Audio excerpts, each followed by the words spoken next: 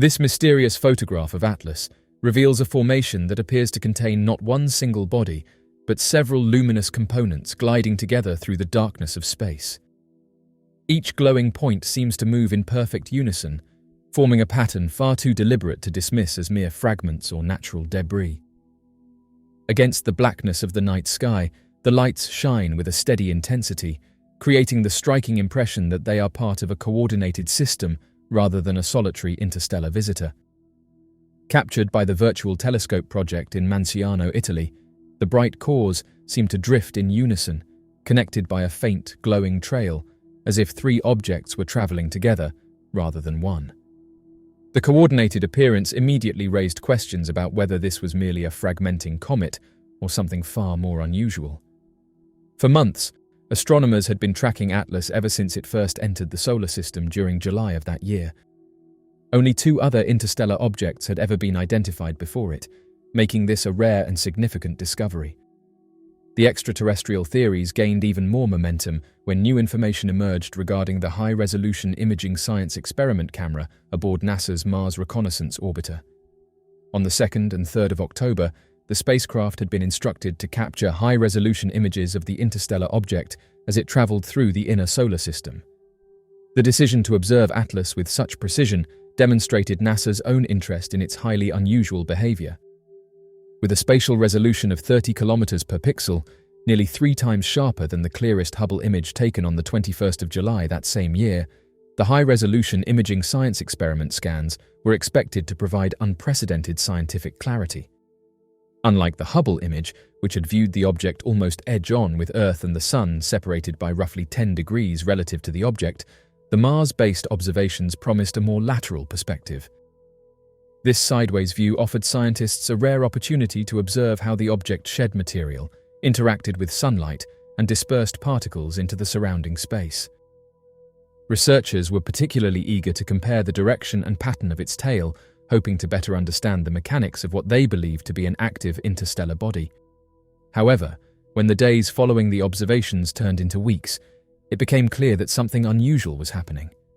Despite strong anticipation across the scientific community, NASA did not release the high-resolution imaging science experiment data. By the end of October, nearly an entire month after the images were taken, no information had been made public. NASA attributed the delay to the government shutdown that began on the 1st of October, explaining that administrative disruptions prevented timely processing and release of the material. Yet for many observers, this explanation seemed insufficient, especially considering the agency's ability to release other unrelated material during shutdown periods in past years. The delay ignited widespread speculation. Among the general public, the belief quickly grew that the images contained information too startling to release immediately. Many pointed out that importing and posting image files required little more than a stable communications channel and minimal staffing. To these individuals, the idea that a historic interstellar object with unprecedented imaging data would be held up due to routine administrative complications felt implausible. Within online communities dedicated to astronomy, space technology, and extraterrestrial research, a much stronger narrative emerged, that the delay was deliberate, and that NASA was hesitating because the images displayed something extraordinary. Some commentators suggested that the object's structure might appear artificial in the unreleased images, possibly featuring symmetrical shapes or organized components incompatible with natural physics. Others speculated that the data might reveal non-random motion within its debris field, supporting the possibility of technological intelligence operating within the comet-like body. A number of individuals proposed that the object's luminous multi-core appearance, such as the one photographed in Italy on the 13th of November, indicated the presence of energy sources or engines rather than reflected sunlight. These conversations only intensified when Avi Loeb, a Harvard physicist known for his open approach to unconventional astronomical data, weighed in on the controversy. Although he did not support the idea of a deliberate concealment, he acknowledged that administrative inefficiencies often slowed the scientific process. He emphasized that delays in the release of essential data were unfortunate and counterproductive, especially when the scientific community depended on prompt access to analyze and interpret time-sensitive events. Loeb further noted that the unique nature of Atlas made it particularly important for scientists to collaborate without bureaucratic barriers. While he dismissed the idea of intentional suppression, his acknowledgement of the object's mysterious qualities only added fuel to public speculation. Loeb had previously stated in a research paper that there was a 30 to 40% chance that Atlas might not be a naturally formed object at all. This estimate, coming from a respected physicist, significantly strengthened the possibility that the interstellar visitor could be technological in nature. He went on to elaborate that the object showed attributes consistent with an active energy source. These characteristics, he explained, could reflect a type of power system that was not naturally occurring, possibly indicating an engine or propulsion mechanism. In his view, scientists should not rule out the possibility that the object was of intelligent origin. With Loeb's comments in mind, the newly released images from Italy took on even greater importance. Natural comet fragments typically exhibit uneven brightness, irregular movement, and a dispersing tail pattern. Yet the photographed formation showed what appeared to be 2 or 3 bright cores traveling together in a tight, organized formation. The glowing points were accompanied by a soft, elongated plume of material trailing behind them. To the observers who studied the images, the coordinated motion looked almost purposeful, as if the bodies were maintaining formation under controlled guidance. What fascinated researchers most, however, was how the light was emitted.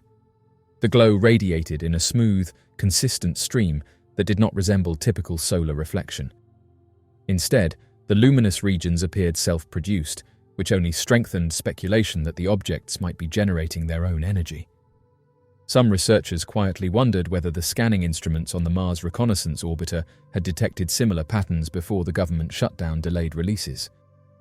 As the images circulated, online discussions began drawing connections between the 3 bright cores and the possibility that Atlas might be accompanied by smaller probes or technological components. One theory suggested that the main interstellar object served as a form of mothership, deploying compact devices as it traveled through the solar system. Others proposed that the smaller bodies were stabilizers or propulsion units, working in tandem to direct its course. Some even speculated that the bright cores represented communication modules, nodes sending and receiving signals across interstellar distances. In every interpretation, the object was far from ordinary. As speculation grew, prominent researchers began privately discussing the possibility that the high-resolution imaging science experiment images, when finally released, would reveal even more unusual details. Some believed that NASA was aware of the extraordinary implications and was carefully evaluating the images before public release. Others thought the agency was struggling with how to present the findings without causing public alarm. The belief that humanity might be witnessing the passage of an artificially constructed interstellar craft was no longer confined to fringe theory. Atlas remained the 3rd confirmed interstellar object to pass through the solar system, and yet its behavior was far more unusual than its predecessors. It displayed unique flight characteristics, abrupt changes in brightness, and an organized structural appearance that defied the expectations of comet specialists. It had also been growing increasingly active as it approached the Sun, shedding material in a manner that resembled engineered exhaust rather than random sublimation. Although NASA maintained that Atlas posed no danger to Earth and would remain at a great distance, this reassurance did little to diminish the growing belief that the object was more than simple space debris. Instead, it encouraged even deeper curiosity into its origins and purpose. By late November, the idea that the mysterious object photographed in Italy was following Atlas became widely accepted among those closely monitoring the situation. Many believed the bright cores represented components accompanying the interstellar visitor, possibly connected through electromagnetic forces or a shared propulsion system. The concept of multiple interstellar bodies traveling together was unheard of, and yet the Italian photographs showed a formation too remarkable to ignore. As more observers studied the images, the appearance of the glowing points began to attract comparisons to the multi-structured designs described in speculative discussions of interstellar probes. The idea that Atlas was part of a larger technological assembly, one that might extend beyond what was visible in the photograph, gained growing acceptance within communities following the event. The strange coordinated motion, the mysterious delay in NASA's image release, the high statistical possibility suggested by Avi Loeb, and the unusual illumination captured on the 13th of November all converged into a profound realization. Many now believe that Atlas, along with the luminous components photographed alongside it, may represent the clearest evidence yet that humanity is being observed by an intelligence far older and far more advanced than its own.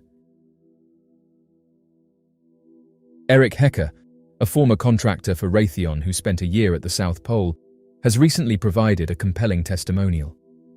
He disclosed astounding details regarding a covert space program being carried out in Antarctica. Hecker's unparalleled experience and privileged access to cutting-edge technology at the South Pole Station have granted him invaluable insights that he deems imperative to be disseminated globally. Based in Arlington, Virginia, Raytheon Technologies Corporation is a worldwide aerospace and defense company founded in the United States. By both sales and market capitalization, it is among the top aerospace and defense manufacturers globally. Additionally, it is a major provider of intelligence services. Hecker introduced himself and his work at the South Pole Station as a craftsman and firefighter before starting his testimony. He stressed that the technology at that location, specifically the ice cube neutrino detector, has additional objectives that are not publicly acknowledged. In 2010, he claims to have been chosen to travel to the South Pole Station in Antarctica. He spent a full year there as an employee of Raytheon Polar Services, a third-party contractor for the National Science Foundation. The paperwork he showed revealed the presence of 5,150 embedded digital optical modules in the ice, each capable of transmitting at a voltage of over 2,000 volts. This discovery implies that the neutrino detector has advanced powers that go beyond simply listening and can successfully operate as a versatile directed energy weapons platform.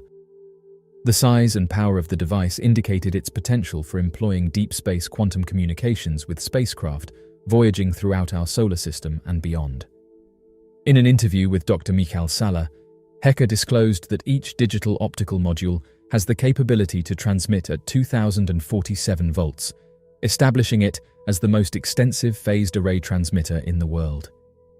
Upon making this finding, Eric said that he conducted a study and established contact with other researchers within this area, as it corresponds with the ideas they had put forward concerning directed weaponry and communication equipment designed for spacecraft traveling at speeds exceeding that of light.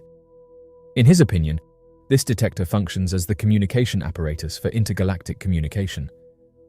Dr. Salla says in the interview that he is fascinated by communication and that the time delay in standard electromagnetic transmission can make it ineffective for long-distance spacecraft connection. He inquires of Hecker whether he is implying that the ice cube neutrino detector has the potential to be utilized for quantum communication. Eric Hecker asserts that his extensive research and documentation indicate a strong inclination towards quantum communication.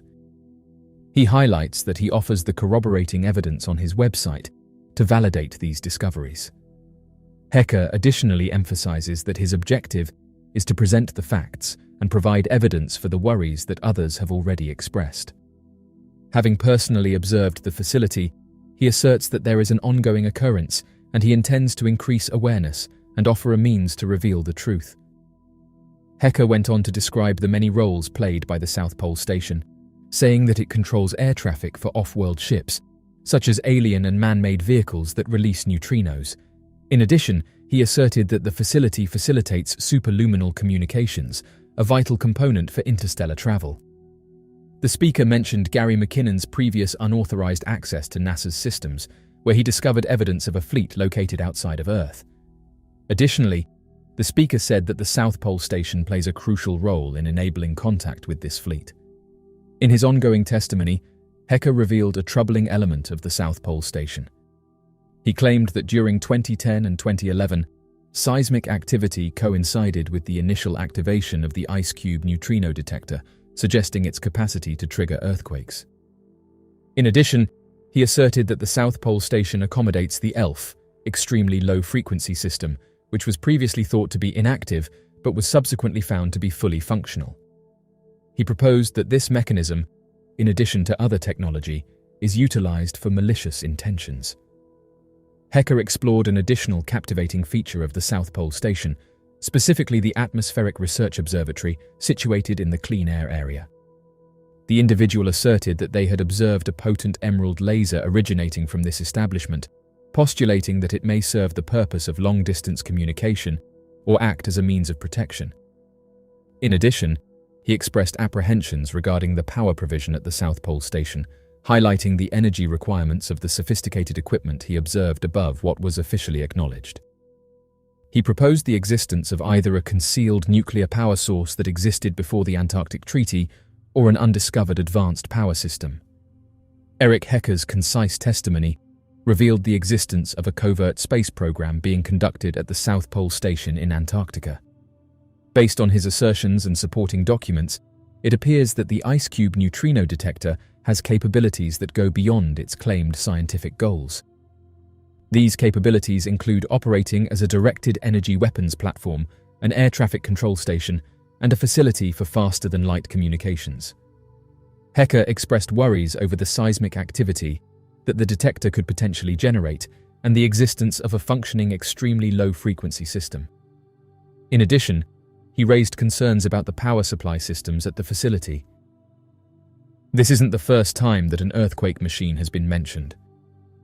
One of the most peculiar reports that surround the inventor Nikola Tesla is that of his oscillating machine that is believed to be able to cause mini-earthquakes within his vicinity that become increasingly more powerful as the machine is left on for a prolonged period of time. Though many claim that the reports are nothing more than exaggerated accounts, the original event was recorded by a reporter back in 1912 after interviewing Tesla, of whom gave a detailed account of his first attempt of testing the machine in practical terms. According to the inventor himself, he brought a small version of his oscillating device, no larger than an alarm clock, and attached it to the steel framework of a building still undergoing construction. After adjusting the oscillator, the building started to tremble, and the steel workers all across the structure quickly came down believing that an earthquake had just occurred. The police had been called shortly after, as an investigation quickly began, causing Tesla to quickly retrieve his device and leaving shortly after. Although many now believe that the story was made up by Nikola Tesla for nothing more than additional media attention, others disagree given the fact that, theoretically, if an oscillating device could match the resonance frequency of an object, it could begin to cause it to vibrate and tear apart similar to that of a violin shattering a crystal glass. The mysteries of Bouvet Island. Bouvet Island, a remote speck in the vast South Atlantic Ocean, is one of the most isolated places on Earth. Officially a dependency of Norway, this desolate island is often shrouded in mist and mystery, earning its reputation as a land of unanswered questions. The mysteries surrounding Bouvet Island are as compelling as they are perplexing, from unexplained shipwrecks to strange geological phenomena. One of the most enduring mysteries of Bouvet Island is the presence of an abandoned lifeboat discovered in 1964. During a routine expedition by a South African survey team, the lifeboat was found on the island's rocky shore. Strangely, there were no signs of recent human activity or habitation, and no records of any shipwrecks or missing vessels in the vicinity. Regrettably, the shore party had an insufficient amount of time to further study their unusual finding. They spent a brief period of time on Bouvet, around 45 minutes, as reported by Crawford. During this time, the men had to perform a reconnaissance of the platform, gather rock samples, and defend themselves against hostile male sea elephants that were displeased by their presence. There was insufficient time to thoroughly investigate the Nereusser or search for additional indications of life. Considering those limitations, it is highly improbable that the brief search stated by Crawford involved much more than simply walking a short distance from the lagoon in either direction and looking for the most conspicuous indications of bodies or human presence. Furthermore, it seems that none of the future visitors to the island pursued the investigation. Interestingly, the mysterious boat is not mentioned again. However, Bouvet Island was revisited in 1966 by a team doing a biological survey who devoted significant attention to the lagoon. This group determined that the body of water was shallow, had a high concentration of algae, had an alkaline pH due to seal waste, and was supplied with water from the melting ice on the nearby cliffs. However, they made no note of the presence of the lifeboat, assuming it was indeed still there. Alan Crawford appears to be the only person who has shown the least amount of interest in solving the mystery. There was no existing newspaper coverage of the incident at the time, and many who have researched this case have been unable to discover any additional information about the boat or the objects discovered on the coast. There are a few further recent tales of the landing, and oddly enough, no one has inquired about the origin of the boat or made any effort to locate its crew. It seems evident that the boat must have reached Bouvet Island at some time during the 9-year period between January 1955, when the rock-strewn ice-free area was not present, and April 1964, when it was. The time frame is rather limited, and if the whaler was indeed a lifeboat, it should be feasible to determine its origin ship. Furthermore, the beach party of the Protector observed no indication of a camp or shelter, fire or provisions. Furthermore, the existence of a substantial vessel in a lagoon, situated at a minimum distance of 30 yards from the coastline, implies that it either arrived to the island with a complete crew capable of manually dragging it across challenging terrain, or it was deliberately placed there by a smaller party with intentions of remaining on the island for an extended period. However, except for that, everything else is mere conjecture. And what makes this highly unusual event even more peculiar is that the few pieces of information we possess do not entirely corroborate any of the apparent hypotheses. Undoubtedly, this would be the most striking and amorous interpretation, elucidating certain observations made by Crawford. The presence of the whaler in the lagoon, it was placed there by individuals lacking the means to fasten it securely on land and uncertain if they would require it again, and the proximity of a small assortment of equipment.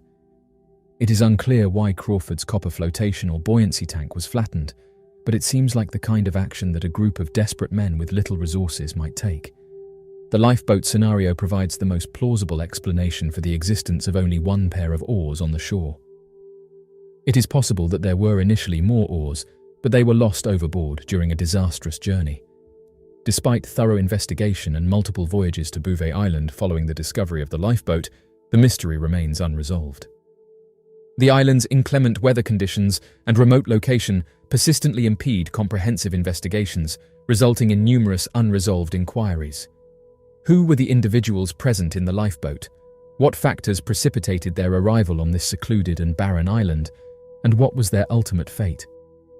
The forsaken lifeboat on Bouvet Island serves as a representation of the persistent mystery of the ocean and the innate human inclination to venture into and comprehend the unfamiliar. It demonstrates the uncertain and dangerous nature of sea expeditions and the extensive unexplored areas that remain on our planet. With the progress of technology and ongoing research, it is possible that future expeditions will discover additional evidence that may provide insight into this mysterious maritime puzzle. Man claims he found hundreds of monolith-like objects in Antarctica. In the age of digital exploration, tools like Google Earth have opened up the world to anyone with an internet connection. The ability to virtually traverse the globe and scrutinize the most remote corners of our planet has led to some astonishing discoveries. One such claim comes from a man who, while using Google Earth, reported finding hundreds of black monoliths scattered across the icy expanse of Antarctica. This extraordinary claim has sparked widespread interest and debate, raising questions about the nature and origin of these mysterious structures. The story begins with Mr. Davis, an amateur researcher and avid user of Google Earth, who often spends his free time exploring remote regions of the globe through satellite imagery. In early 2024, Davis claimed to have stumbled upon a series of black monoliths in Antarctica.